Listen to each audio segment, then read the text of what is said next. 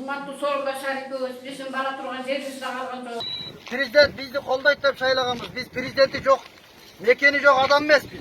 Кумтөр биздин баягы Кыргызстандын байлыгы болгон биз билесиздер, бул экологиялык биздин природа менен биздин жер байлыктарыбыз. Кылча колго кармал кыз болуп абдан чирип кеткен 2 килограмм пияздагы чирик жөөгө мүмкүн эмес.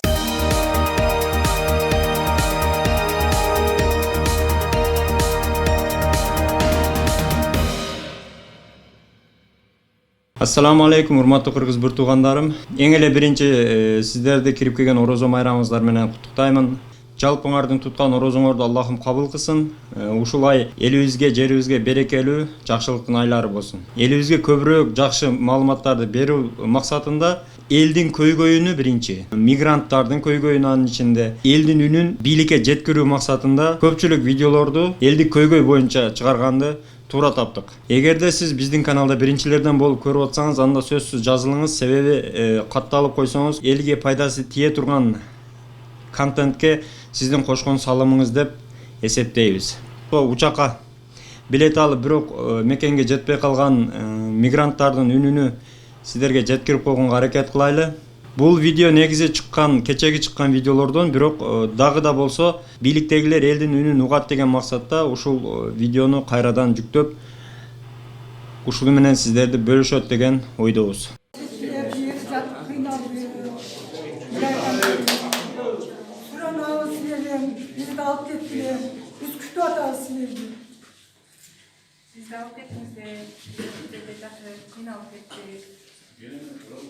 Burası uyda yok, işten yok, oturağımız, muhtarımız yağıldan, kıynalıp kettik, alıp kettiniz.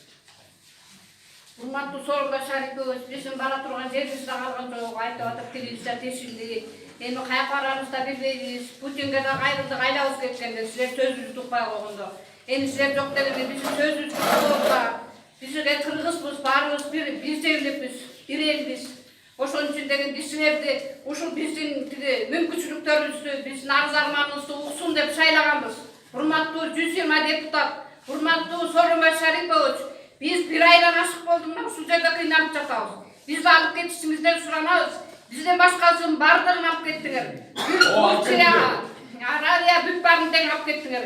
Москваны эмне үчүн укпайсыңар? Москва канча бюджет, канча силерге түшүп атат. Ошону укпайсыңарбы? Сооронбай Шарипович, bizdi alıp geçişçilerden suranağız. Alıp ketpe bizi Kırgızstan'a.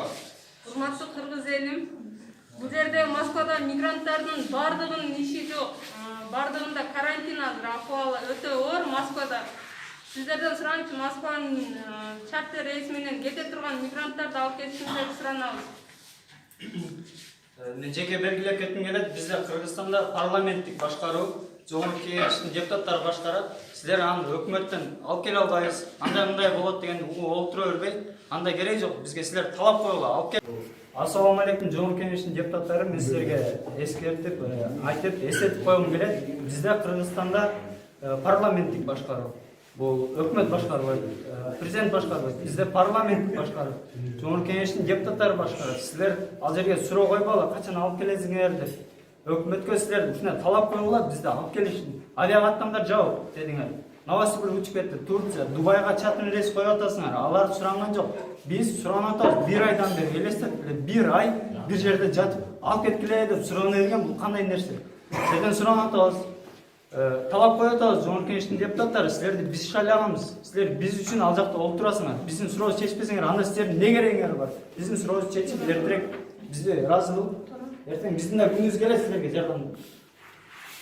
Бизден чыгып өтпөй, мисалы үчүн бул жактанчы канча иштеп атабыз, акча салып атабыз. Ошонун баары эле процент болуп Кыргызстанга түшөт да турабы бюджетинечи. Ошолорду деле бөлүш керек да, өзүңөр деле ойлонсоңор, биз аркылуу деле акча таап атат депутаттардын баарычы, мисалы үчүнчү. Президент деле ошонун баары бирдей бөлүнүш керек.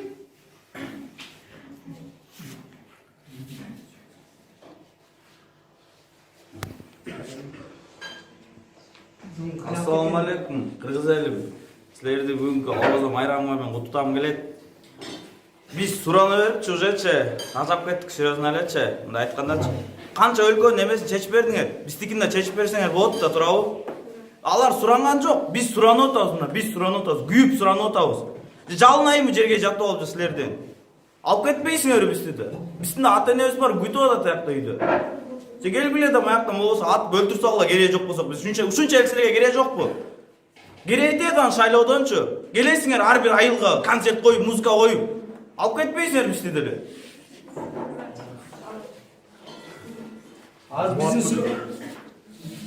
Урматтуу бийлик өкүлдөрү, силерге бир айдан бери кайрылып атабыз.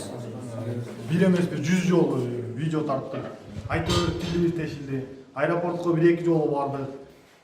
Эми биз жаштар бара беребиз кайра-кайра. Биякта чоң эжелер бар, кара эжелер бар. Кайра-кайра салпактап барып, кайра-кайра салпактап келип. 7 айлыгында келген эжелер бар, боюнда бар. Алар уже төрөйүн деп калды го. 5000 коронавирус Москвада 5000 чыкканды айтканбыз, уже 80 000ге жакындап калды. Бийликте отургандар башыңар иштейбизлердин өзү. Биз жалынып, биз алып кеткиле бир айдан бери мына канча адамдын көзү силерге тиктеп жалдырап отурабыз. А силердин кылганыңар ушул. Каякта Новосибирск, каякта жалынбаган бирөөлөрдү эле алып келип эле. Ал деле биздин бир туугандарыбыз. 10 миллион бөлүп койдук, ана минтип койдук. Ал 10 миллионгачы 100 000 кыргызгачы 1000 сомдон тиет, 1000 сомдон. Ал эмнеге жетет могул жерде? Миллиондон ашык кыргыз мигранттар бар. Ишсиз калды 80%. Эми Кудайга шүгүр, көбүндө эле иши бар, бизнесмендер келип жардам берип атат. Алар деле канча жардам берет бизге? Посольство жардам берип атат дейт. 2 май алып келип берип атат 39 сомдон. Ал эмнеге жетет? Да бир жумага жете турган продукты дейт. Ал бир жумага жетпейт, аны мен бир отуруп жеп коем аны. Кичине уялыш керек да, канча жолу биз обращение кылдык, канча жолу айттык, дедик. Вообще бет деген жок экен силердечи. Москваны караш керек да биринчи очередте. Андан сырткары өзүңөргө белгилүү Казакстан менен Россиянын чек арасында калып кеткен биздин мекендештерибиз, алардын дагы бир айдан ашкан убакытта эч кандай мүмкүнчүлүгү болбой мекенге өтүп чек араны кесип өткөнгө мүмкүнчүлүгү болбой атат. Ошолордун дагы айткан видеосун сиздерге тартуулайбыз. Орус эмес, биз Кытай эмес, биз кыргызбыз. Урматтуу депутаттар, биз силерди үчүнчү шайлаганбыз. Президент бизди колдойт деп шайлаганбыз. Биз президенти жок, мекени жок адам эмеспиз. Биздин президентибиз бар, биз мекенибиз бар. Биз Кыргызстандын жараныбыз. Ошон үчүн сиздерге түздөн-түз кайрылабыз. Бул күндө өтөт. Ушундай кыйынчылык убакта Кыргыздын тагдырын чечпеген президент, депутаттын бизге эмне кереги бар? Мына 120 депутаттын арасынан бир Каныбек Капашев, Пирматов, Жанаракаев, Момбеков, Никитина орус болсо дагы кыргыз жаранын ойлоп атат. Кана калган депутат? Эмне биринчи класстын окуучусу? 5 депутат керекпиз, калган министр, президентке биз кыргыздар керек эмеспизби? Биз да ушул жерде бала чаканы огабыз деп, эн ата огабыз деп бардыгыбыз ушул жерде балдарын тыштап, бири катынын тыштап, бири болсо бүйөсүн тыштап калада окат деп жүрөбүз мына. Естественный бир гана жолду ачып бере албайсыңар, 2 сааттык. Биз акча сураган жокпуз. Биздин өзүбүздүн машинабыз менен транзит менен өтүп кеткенге бардыгыбыз даярбыз. Урматтуу президентибиз Сооронбай Шарипович, бизге автобустун кереги жок, самолеттун кереги жок. Бизге 2 саат убакыт керек.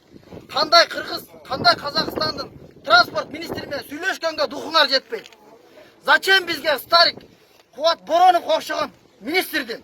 Мына менин да диплом бар, мен да министр боло турган адаммын. Зачем бизге сүйлөшө албаган стариктердин кереги бар? Урматтуу президент Сооронбай Шарипович, Мухаммед Абылгазиев, сиздерге түздөн-түз кайрылабыз. Кайрылып берип уже тажадык. Бизге конкретный жообун айткыла. Мына мындан 10 күн мурда айткансыңар, бир жумада чечилет. Соли Лескиди Каныбек Капашев көтөрүп чыкканда айткансыңар. Сүйлөшүп атабыз. Канча сүйлөшөсүңөр? Биз мына күзгө чейин күтөбүзбү? Болбосо бизди ушул жерден участок алып берип бирөө толу Оренбургка калтыргыла. Жаман көрсөңөр, жаман көргүлө. Урматтуу президент, ушуну эске алыңыз. Сиз Кыргызстандын президентисиз. Кыргыздарды колдой турган адамсыз. Сизге дагы түздөн-түз кайрылабыз. Мына аксакалдын ыйлаганын көрдүңөр. Бул жерде канча жаш балдар, канча аял кишилер баары машинада жашап атат. Мынакей газ полный турат. Акча калбады. Продуктуга акча жок. Шерменде болуп бүттүң ыйлага. Ажик менен өзөк деп казактан уялгыла. Бетиңер болсо 120 депутат. Шуну катар чыккыла. Болбосо акыйдан чыгып кеткиле. Биз рано поздно өтөбүз. Митинг болот бул. Жетебиз Кудайдан корккула. Болбосо биз bizge 120 депутат, министр, президенттик кереги жок. 250 адамды колдой албаган Кыргызстандын премьер-министри, президент, депутаттын бизге эмне кереги бар? Болгону 5 депутат. Дайыр сыйра айтып кетейин. Шайлоо болгондо депутаттар керек бизгечи. Андан башка бирөө кереги жок. Полный кыргыздар таштап коет. Жанар Акаев, Момбеков, Никитина, Перматов дагы 1-2 депутат гана колдоп атат. Чын жүрөгү менен калган депутаттар эмне? Алсыңарбы? Давай кыргыздар үчүн жардам кылгыла. Биз чыдай албай калдык. Биз акчадан кыйналдык. Жолду ачып бергиле, жолду ачып бергиле. Казакстандан жол ачып бергиле. 2 сааттык убакыт керек бизге. Уясаңар ушул. Транзит жолдор кабышмалында деле ачык болду. Аксакал киши ыйлады. Кудайдан корккула. Өткөндө дагы 2 сутка үйгө жеткиче элде акча калган жок. 2 сутка даячы Кыргызстанга кетишибиз керек. Бул жерде адамдардын акыркы чыдамы калып атат. Эч үйдө акча калган жок. Өмүр бою казак менен коңшу жашап келгенбиз. Ушуга тилиңер өтпөсө, Мынакей. Ошо Силердин кереги жок. Ушу жолду ача албаса. O yer bir yerde toktooz. Murdağda ketiş emez. Biz transitte hiç yerge toktooy ketip kalışka jolda açalmasalar kanday demesin mesele. Adamlarda akçası kalmadı. Bir yerden ötkende dağı yetişikке жүрүш керек odan Kırgızistan'a. Kantip jetez. Büt var maşinalarda alıp gitmişse Yol açıp bergile, yol açıp bergile. Olmasa emne kılgan yemeğerde joğunu aytkıla bir monda bile biz kanday bolup olacakta. Kanıyor Kapbaşov aytkanday. 30 yıl migrantlar kança akça kotordu bunlar. 30 yılda bir jolu jardam so'radi. 60 milyar. 30 yılda bir jolu Болгондогу 200 kırgız ушул жерде, канчасы Москвада. Bir ушундайда жардам бере албаган бизге бийликтин кереги жок. Уят, бет деген жок. Бет деген калган эмес, всё. Biz şu İletişki'de kurgan ikisinden aşık Kırgızlar'ın atından Aksakal Katar'da size kayırlarının şu evin atından bizden astığımız bir aydan aşıp gitti. Artığısında da çuvar gelişiyor da ötalma ginen otağız. Bizge yardım veriniz. Bizde de Rus bana hoşuz gerek ögeyemez biz. Orozonluğu günde biz şunçalık kıyınçılık. Ben buna gelip görüp özüm baldarındayım nemelerimden birge dağıtıp birge turup bunda kıyınçılıklar görüp otamın.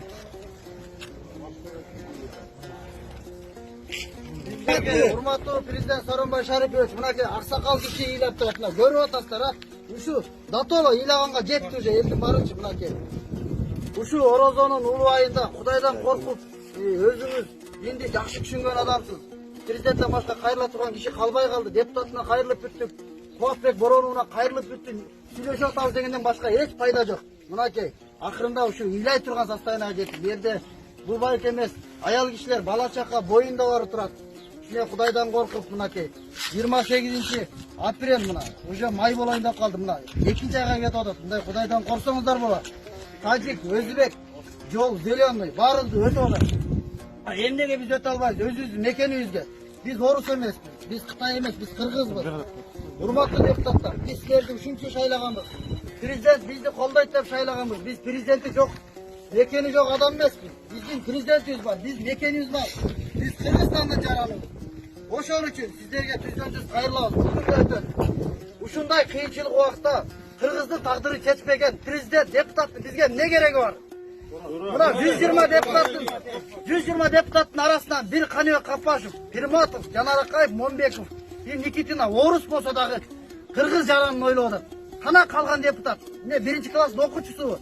5 депутат керекпиз, калган министр, президентке биз кыргыздар керек эмес бизге.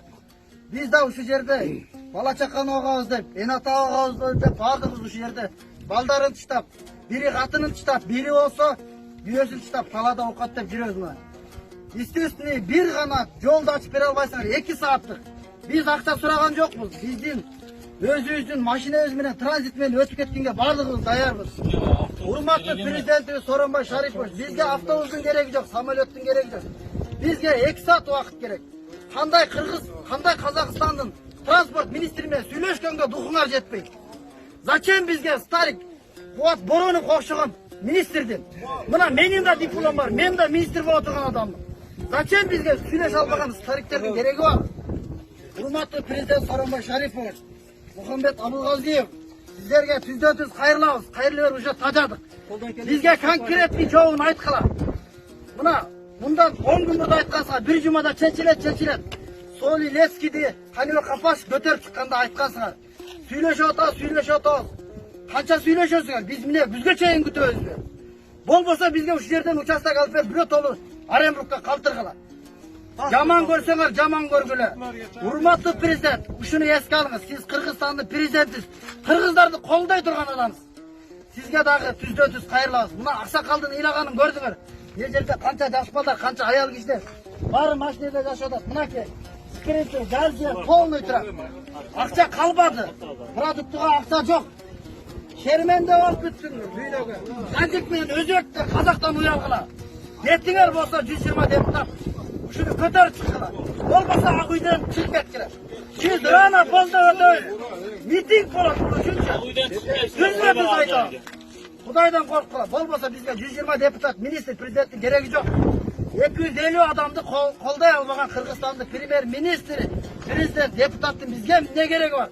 Болгону 5 депутат. Дайырсыз айтып кетейин. Шайлап алганда Каныбек Капашев керек бизге, андан башка Каныбек Капашев, колуну кыргыздар таштап коет. Жанар Акаев, Бомбеков, Никитина, Пирматов дагы 1-2 депутат гана колдоп атат. Чын жүрөгү менен калган депутаттар эмне алсыңарбы? Давай кыргыздар үчүн жардам кылгыла. Биз чыдай албай калдык. Биз акчадан кыйналдык.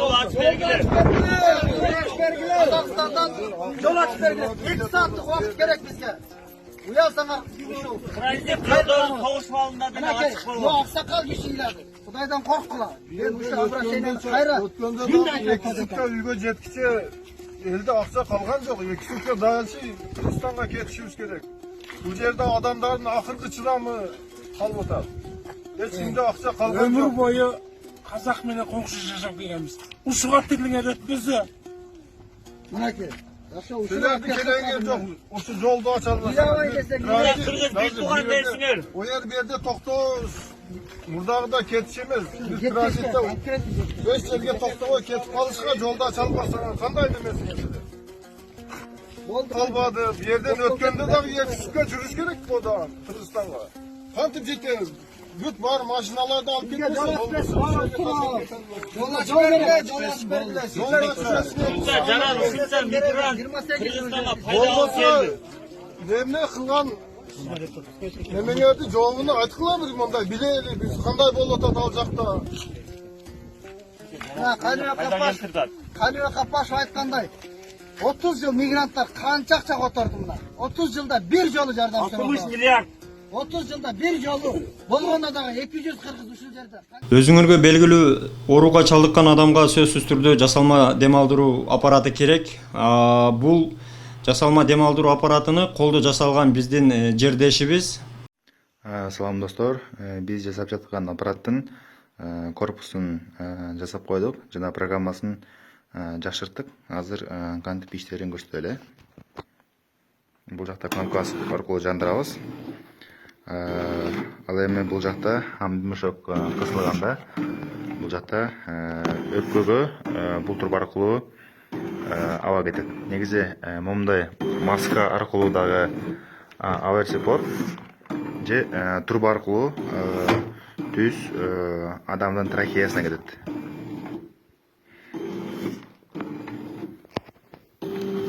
Бул жак артында обычный аба кете турган турбасы бар. Жана бул жакта кислород дагы кирет. Ал эми бул жакта экранда биз основной информацияларды чыгарып жатабыз. Объем подаваемого воздуха, частота вдоха жана соотношение вдоха и выдоха. Бул кнопкалар аркылуу бул параметрлерди азайтып көзүк болот.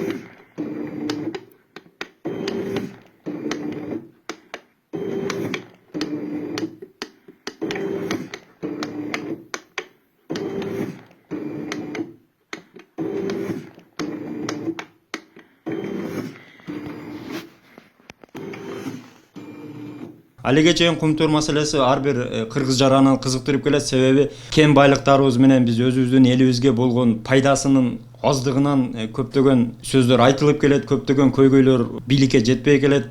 Ошол боюнча дагы кичине видео сюжет бар. Саламатсыздарбы, урматтуу кыргыз элим? Мен сиздер менен дагы бир ачык чындык менен бөлүшкүм келди. Карантинде убакыт көп болгондугуна байланыштуу көп изилдеп талдоолорго алып, мен сиздерге ушул нерсени көтөрүп чыккым келди. Кумтөр биздин баягы Кыргызстандын байлыгы болгон биз билесиздер, бул экологиялык биздин природа менен биздин жер байлыктарыбыз.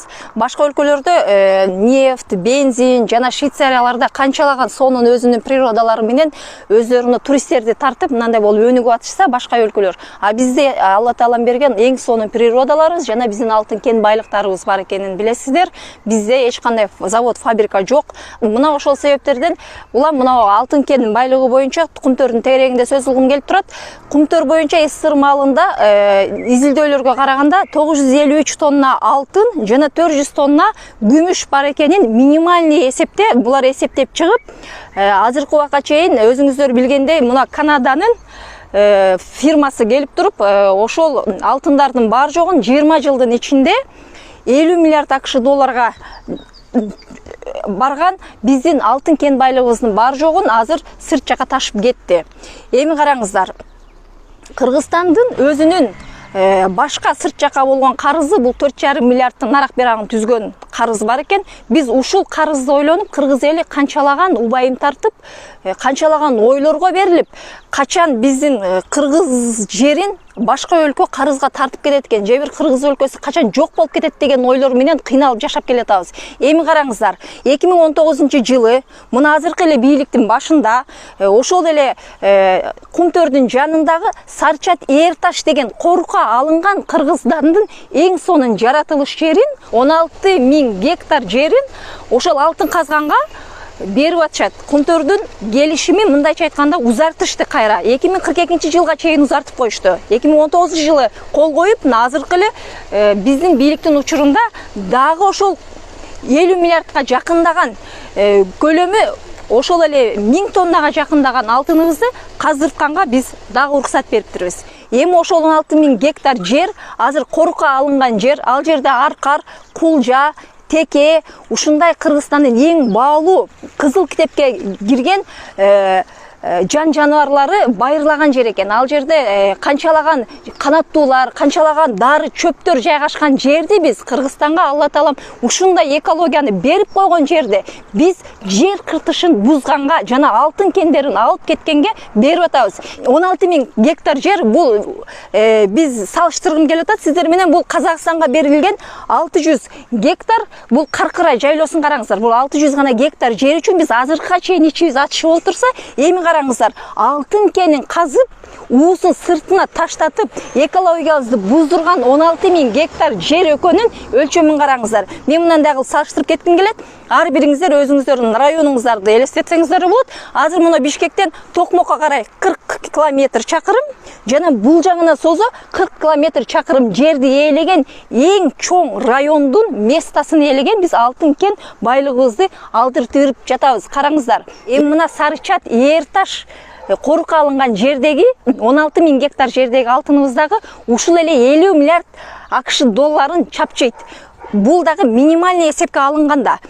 Ошол жерди дагы алдырып берген атабыз. Эми ойлонуңуздар, ал жердеги природанын бузулганын, канчалаган ол жердеги биздин корукка алынган жан жаныбарлардын жок болуп кетип аткандыгы, жана уулуу калдыктардын үстүнө калып, канчалаган боюнан түшүп, канчалаган энелер, канчалаган аялдар төрөй албай, канчалаган биз билбеген жаман оорулар менен ооруп, чет жактарга акчасы жок, дарылана албай алган кыргыз жарандарынын кыйналып аткандарын көрүп атасыздар. Канадалык жеке ишкер мафия, бул мафия деп айткым келип атат. Бул нерсеничи эч кандай процент бербей бизге келип туруп, бар жогун алып кетип, ортодогу биздин өзүбүздүн эле кайра чоңдорубуз сол жөнтөккө солоп туруп, аларга салып берип жатат.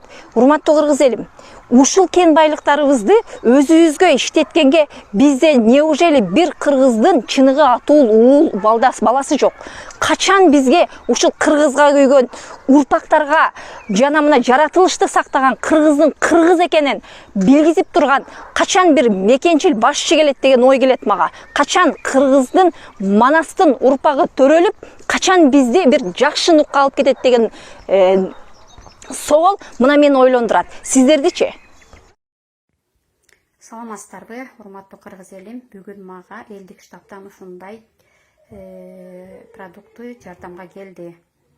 Бул продуктуну берердин алдында мага бир жигит менен бир кыз келишип, телефон чалышып, паспортум менен чыгып күтүп турушумду суранышты. Мен паспортум менен чыгып күтүп турдум. Персональный номер менен кол коюп бердим. Анан үйгө алып кирип пакетти ачканыбызда ушундай көрүнүшкө күбө болдук. Кызылча колго кармал кыз болуп абдан чирип кеткен, 2 килограмм пияздагы чирик, жөөгө мүмкүн эмес. Анан мен бул номерге кайра чалып сурадым. Бул качан упаковка болунган бул пакеттер?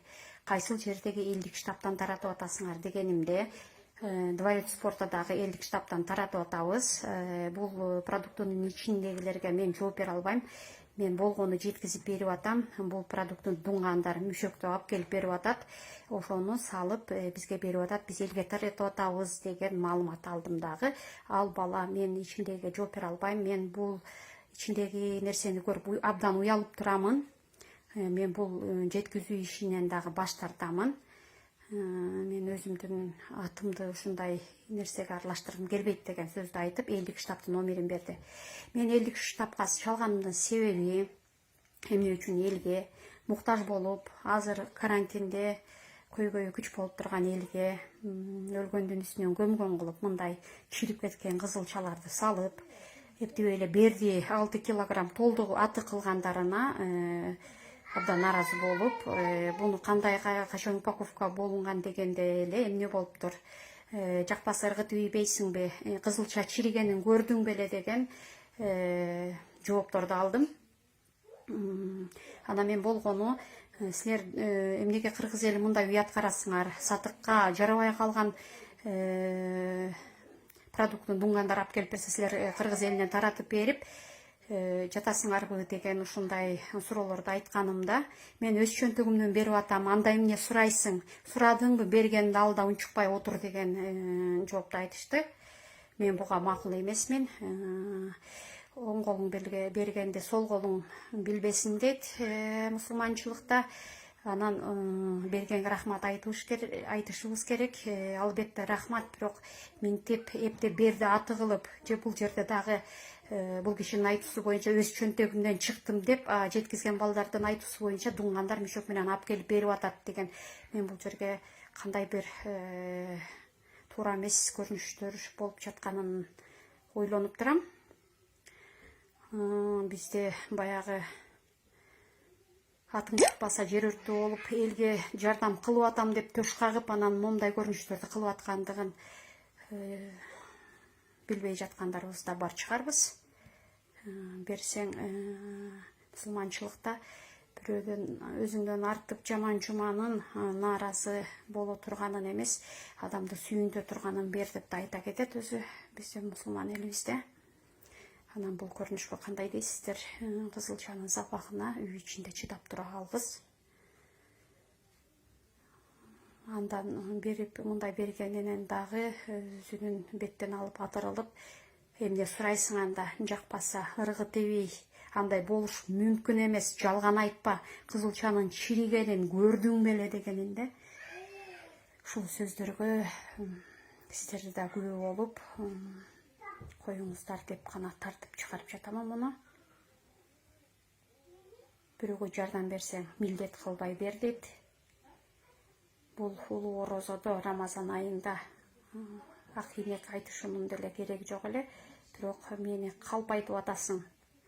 Жалган сүйлөбө, кызылча чиригенин көрдүң беле дегендиги үчүн мен дагы мындай көрүнүштү сиздерге бөлүшө кетейин. Подписаться кнопкасын басып, коңгуроочону басып коюңуздар. Сиздер менен кийинки көрсөтүүлөрдө көрүшкөнчө саламатта болуңуздар. Ассаламу алейкум. Ар бирүүгө тынчтык жана ден соолук болсун.